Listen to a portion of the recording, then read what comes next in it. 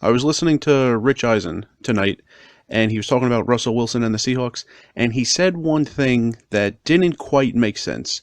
And I was thinking about, there's all this talk now, head coaches, do they use analytics at all? Do they use it enough, too much?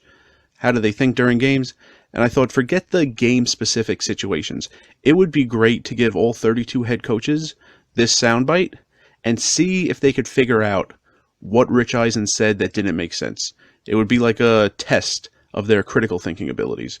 So let's listen to Eisen talk for about 20 seconds, and then we'll see if we could figure out what he said that didn't quite add up. The loss last night clinched Russell Wilson's first losing season as a professional quarterback, even with the longest regular season ever, even with one extra game to avoid being under 500 by the end of the season. Even with all that, that's clinched with 3 games to go. 5-9.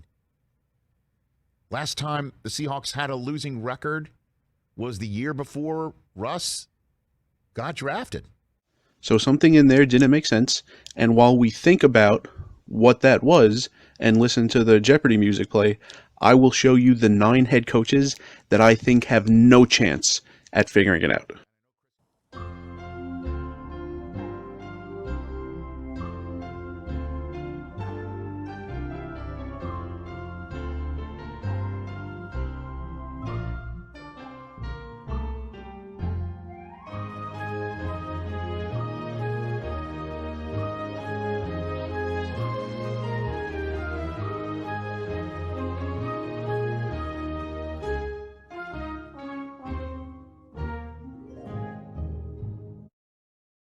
And just to be clear, it's true. I don't think these 9 coaches would get this question right.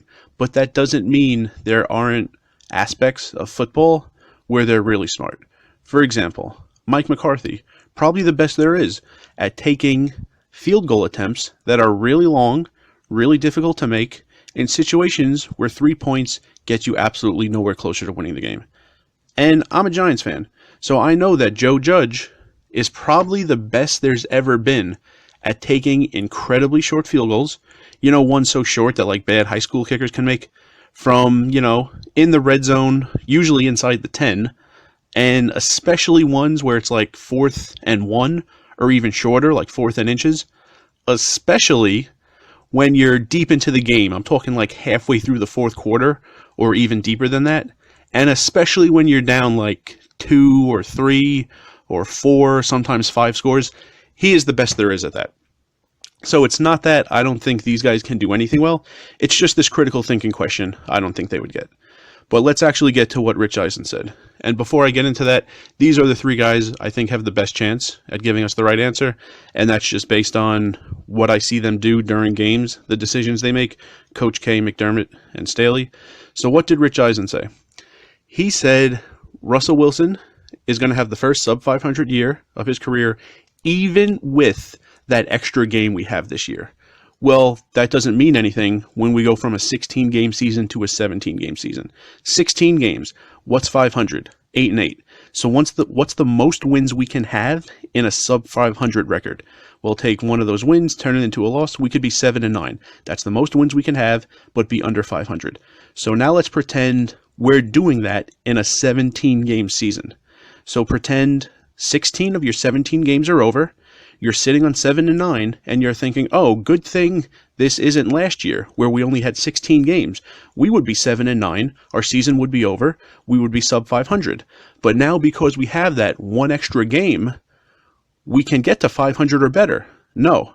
When you go from evens to odds, that one extra game can't get you to 500 or better. That one extra game can only get you from 7-9 to an 8-9 record, which is still sub 500. You would need to be going from a 17-game season to an 18-game season. So let's do the same thing, but in an 18-game season. Let's pretend next year we're 18 games. Through 17 games, say you're 8-9. You could be thinking, oh, good thing this isn't last year, our 17-game season. We would be 8-9. The season would be over. We would be sub 500. But we have that one extra game this year, and that could get us out of this. We could get up to 500. When you go from odds to evens, you only need one more game to avoid that sub 500 season. But when you go from evens to odds, you need 2 games to do it. you would be sitting on 7-9, and you would need 2 games. You would have to go 2-0 in those games, and that would get you to 9-9. So Rich Eisen was mixing up the evens and odds situations, and I was just thinking that would be an interesting question to pose to the 32 head coaches and see if they noticed.